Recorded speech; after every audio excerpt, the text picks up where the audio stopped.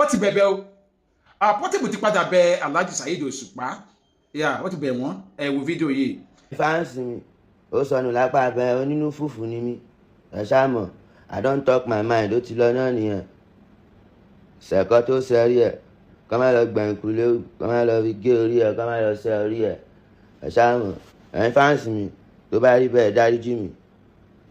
King Saheed Òṣùpá ọba orin ẹ má bínú dádì mi ọ̀rọ̀ owó ló fẹ́ dájà lẹ̀ kí ló ń bojú ọmọ ìyá jẹ́ kí ló ń jẹ́ kí bàbá àtọmọ jà ọ̀rọ̀ owó ni ọ̀rọ̀ owó orin òun ló fẹ́ dájà lẹ̀ because I want to collect the money ni mo gbọ́ pé ní wọ́n ti yọ orin àbọ̀ fẹ́ yọ òun ló ká mi lára ẹ má bínú sí mi no go spoil for me and you God bless you my daddy ọlọ́run sọ ẹ̀dá mi mọ́mọ́ tọ́ ẹ sáàmọ̀ ẹ̀dá mi mọ́mọ́ tọ́ ẹ bá dá mi mọ́mọ́ tọ́ mi ní ọtí yín sọ́tọ̀ bá mi God bless you no go spoil for you Saheed Òṣùpá ọba orin tó ń kọ fújì èmi lọkùnrin mẹ́ta ọkọ ìyàwó mi mo ń ṣe dáadáa ńlẹ̀ òun ló dáa lálẹ́ Louis yẹn mo lò tó dáa lálẹ́ ẹ má bínú bá mi kò ní bàjẹ́ fún yín ọlọ́run sọ ẹ̀yin fáǹsì mi ẹ bá ń bẹ̀ wọ́n o ẹ ṣáà mọ ohun tí mo fẹ́ jẹ mò ń wà o ọlọ́run ní jẹ́ kí n pàdé ohun tí ó jẹ mí ẹnà bàbá ẹkùn lè pẹ́kun jẹ́ èmùgọ́ ọmọ ẹkùn náà lè pa àbẹ́ jẹ àjọ ń promote ara wa ni àjọ ń tó wúruwúruwúruwúru mọ́ra wa ni orin là ń kọ́ adu music for living mo fi ń ga wù owó ní promotion náà ni ẹ máa gbé ṣòfò wa ẹ ń gbé ilé báyìí ni ó tọ́ pínpín. ẹ rí ọ̀rọ̀ bọ̀bọ̀ èyí ọ̀rẹ́ ń gbà mí ó máa ń fọ́ ni ẹ rí bó ṣe ń bẹ̀bẹ̀ gan tí mo rò pé ó tiẹ̀ yẹ kó jẹ́ kó wà more polite but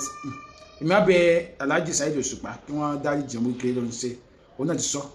pé kì í ṣe pé òun máa ń ṣe ọ̀pọ̀lọpọ̀ ohun kan tó òun ṣe so Alhaji Saheed Òṣùpá ẹjọ́ ẹ̀fọ́ wọnú mélòó ni rẹ̀ tó bá ṣàjẹ́ àbúrò yín náà ẹ̀ sáà ní lùgìmọ̀ lórí so ẹjọ́ ẹjẹ̀bùrẹ́ àwòlùgbẹ́bẹ̀ àwọn àgbà máa ń sọ pé àgbà ló máa ń gbà so a lè fẹ́rù ẹ̀kú náà láwùjọ wa so ẹjọ́ ẹ̀dáríjì ẹ̀rọ ti gbogbo àwọn fáǹsì náà tí wọ́n ti ń bá wí láti bá tó ti wà yẹn sí ẹ̀rọ tí wọ́n máa dára ẹ̀fọ́ wọn ẹ̀dáríjì lẹ́yìn mọ̀nà mi sí Portable again so rí bẹ́ẹ̀ ló ń ṣe kò jẹ́ ká mọ ikú àkúárápá then wọ́n ní so jọ àwọn ìwà tó ń wù yìí tí ẹ try láti caution rẹ then mo máa ń sọ ẹ̀yin tẹ́ ẹ jẹ́ ọ̀rẹ́ Portable tẹ́ jẹ́ fans ẹ tẹ́ ẹ̀yin tẹ́ ẹ jẹ́ ọ̀rẹ́ ẹ tiẹ̀ máa bọ́ sọ tọrọ kọ Ọlọ́run jẹ́ kó sẹni tó kì í gbẹbẹ o sọrí táwa bá ń sọ̀rọ̀ ńgbà míì àwọn èèyàn máa wò pé bí ọ̀rọ̀ orí social media ni kí sọ̀rọ̀ orí social media o èèyàn ò lè sọjú nǹkan tó mọ̀ lọ o so nǹkan táwa náà dẹ́mọ̀ là ń sọ Ọlọ́run jẹ́ kí Portable sẹni tó ní gbẹbẹ o àwọn nǹkan ti kọrin ṣáájú ẹ̀ tá a gbọ́ mọ́ ẹ mọ́ sọ̀rọ̀ táwọn ní tíátà fún yín ní last week nípa àwọn artist kan tí wọ́n rò pé àwọn jẹ́bà kan nígbà táyé yẹn wọ́n tá a gbọ́ wọn mọ́ ń sìn ordinary skit mi lè fi lò wọ́n fún skit mi torí àlùbáríkà ti kúrò lára wọn àlùbáríkà ti kúrò lára wọn ìkànnbẹ ọmọ Ondo state popular dáadáa ọmọ Ondo state ọkùnrin mi ń dárúkẹ ọ popular dáadáa àgbáyé mọ̀ sí continuity nígbà yẹn orúkọ tó ń jẹ́ èmi rò pé nickname stage name ni pé bí a ó ní orúkọ mi tó ń jẹ́ wọ́n á lọ bá pé ọ̀gá ẹ̀rọ sà ẹjọ́ ṣé mo lè mọ orúkọ yín ó kàn ní ká lọ gẹ́ ẹ̀ ká ló kọ́ ẹ̀ níṣẹ́ imagine ó béèrè orúkọ mi àmọ́ nínú òun ní orúkọ tí gbogbo èèyàn mọ̀ yín sí tí èmi gan mọ̀ yín sí èmi rò pé stage name yín ni tó pé ní bèrè normal orúkọ yín kí ni bracket stage name síbẹ̀ don't tell me that ọ̀gá ká ló kọ́ ẹ̀ in which gbẹ̀yìn àwọn tíátà Ondo state tí wọ́n máa ń wò mẹ́sìn kò sí èèyàn tí ó máa jàkàrà oògùn ọ̀gá tó kọ́ mi ṣe tíátà nìyẹn kò sí ọmọ kékeré Ondo state ẹni tẹ́ ń gbọ́ Ondo state ọmọ àjàkàrà oògùn ni mí ọ̀gá mi nìyẹn ká má tó wá sọ pé ìwọ kan wá jẹ́ star wọ́rọ̀wọ́rọ̀ kan from nowhere wá ń sọ pé ta lọ̀gá mi so ẹ máa wọlé ayé bọ̀ lẹ́nu wọn àgbọ̀ mọ́ èmi kọ́ mo ṣe o ṣùgbọ́n ìwà tí ò níyẹn náà ló padà ti kú ní industry yẹn tí wọ́n fi gbọ́ mọ́ ọmọ ní mi ìlẹ̀ kò sí ìwọ̀n wọn àlọ́ fún skit tí wọ́n fẹ́ lò fún movie so wọ́n máa ń sọ pé ẹ̀bùkẹ́bù tí yàn bá ní kéèyàn fi wà kún mo sọ̀rọ̀ kan ní fídíò mi lánàá màmá mi Esabod ṣe nǹkan kan tó dùn mí mo pe ìyá mi kan tí mo fọwọ́ láti rárá àwọn tọ́lọ̀ ń gbé ilẹ̀ Yorùbá lé lọ́wọ́ olóyè ni wọ́n ní ìlú Ilé-Ifẹ̀ nílẹ̀ Yorùbá Erelu ìyẹn mbọ̀ mi ní Erelu tí wọ́n jẹ́ ìhárà àwọn Erelu ilẹ̀ Yorùbá ni mo pè wọ́n rẹ́sọ́nà ìmàmá dáadáa àti ọkàn ní adé bójú bẹ́ẹ̀ ǹjẹ́ rí mi kí wọ́n wá sórí social media kí n máa ṣépè fún Esabod kí n máa bú Esabod no kì í ṣe tó jó kì í ṣe tẹ̀rù èmi kàn wọ́n wò pé àwọn tí wọ́n wájú ká fi ọ̀wọ̀ pé wọ́n wà wájú yẹn wọ̀ wọ́n torí ọ̀la torí ìgbà kan bọ̀ táwọn náà máa wà ní ipò táwọn náà máa wà ní ipò yẹn táwọn kan náà wà lẹ́yìn wa tí wọ́n máa wọ̀ wá bíi somebody so and ká máa burú gan kó má jẹ́ pé nǹkan tí èèyàn bá wá padà sí èèyàn máa gbà so òun jẹ́ kí n gba fi ọ̀rọ̀ yẹn sọ̀sùn kí n fi para so that's why pé àwọn tí Portable wà ń bú yìí àwọn tí ẹ̀ wá ṣẹ́ wọn àti ẹ̀ wá ṣẹ́ dé level yẹn wàá kàn jáde wàá búgbà wà ní pé wèrè olórin ni wọ́ wọ́n ní ogún tọ́mọ sùkúl bá ti ń sín wọn máa rò pé eré ló ń ṣe so wèrè olórin Ọlọ́run jẹ́ kó sẹ́ńtò kí gbẹ́bẹ̀ àwọn kó àjẹ́ pé wọ́n ní mọ̀ pé eré ló fi ń ṣe nílé ayé náà kọ́ ni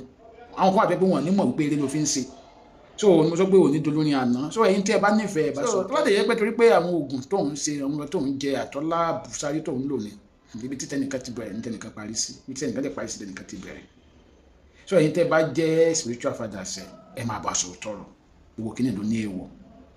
then kò sí bí ọmọdé sì lè ní aṣọ tó kò lè ní àkísà bí àgbà kò dẹ̀ sí bí ọmọdé sì lè dídóko tó wájú mọ́ bá kùkùté ibi ojú kan tí àgbà bá wà tó ti rí nǹkan tó wà ní máìlì mẹ́ẹ̀ẹ́dọ́gbọ̀n wọ́n wọn jẹ́ nàgànàgà kò lè rí o àgbàlagbà máa jẹ́ so wọ́n sọ fi ọ̀gá Saheed Òṣùpá pa pé ìgbà kan ìgbà ìjàpá ló ń gbénu Saheed Òṣùpá Ọbàtálá ló ń gbénu tó so wọn máa ń blame àwọn tó ń ṣoògùn fún lọ́tọ́ bá jẹ́ babaláwo gidi ló ń ṣoògùn fún wọ́n máa sọ àwọn èèwọ̀ kan fún nípa life so wọ́n máa sọ àwọn ọ̀rọ̀ kan fún àwọn nǹkan kan téèyàn ò kì í ṣe ọ̀rọ̀ àwọn nǹkan kan téèyàn ò kì í sọ àwọn ọ̀rọ̀ kan téèyàn ò kì í wù ìwọ̀n tó bá yẹ pé lóòótọ́ ló ṣẹ́fà wọ́n máa ó yẹ ká sọ àwọn nǹkan kan fún àbúrò pé àwọn fake babaláwo ló ṣẹ́ fún bẹ́ẹ̀ pé àwọn tó wájú ló fake babaláwo ló mú wọ bódò because àwọn nǹkan tó ń ṣe yìí àwọn tó jẹ́ pé so inú ilé ẹni lèyàn ti ń jẹ́ èkúté onídodo so àwọn ọ̀pọ̀lọpọ̀ àwọn kan mo rí nù wáyé so èmi dẹ̀ believe pé tẹ́nu àwọn ọ̀rẹ́ ò bá lè ka tẹ́nu àwọn fans ò lè ka irú àwọn spiritual fathers ẹ̀ tí wọ́n ń ṣe gbẹ́rẹ́ fún tí wọ́n fún lọ́sẹ̀ tí wọ́n fún ní gbogbo nǹkan tó ń lò tó fi rò pé òun ti arrive ó yẹ kán sọ fún pé àlàyé dẹ́dẹ́ mi rà ọ́ báyìí lọ́rọ̀ ilé ayé sì jẹ́ báyìí lọ́rọ̀ ilé ayé sì jẹ́ so omi jẹ́ mìíràn tí mi máa gbà ó ẹ bá sọ tọrọ nǹkan tó wà lẹ́yìn ọ̀fà ojú òjé lọ ó jẹ́ àmọ̀ràn tí mi máa gbà ó this is Adeomade bye for now. Adeomade, advocate for the masses.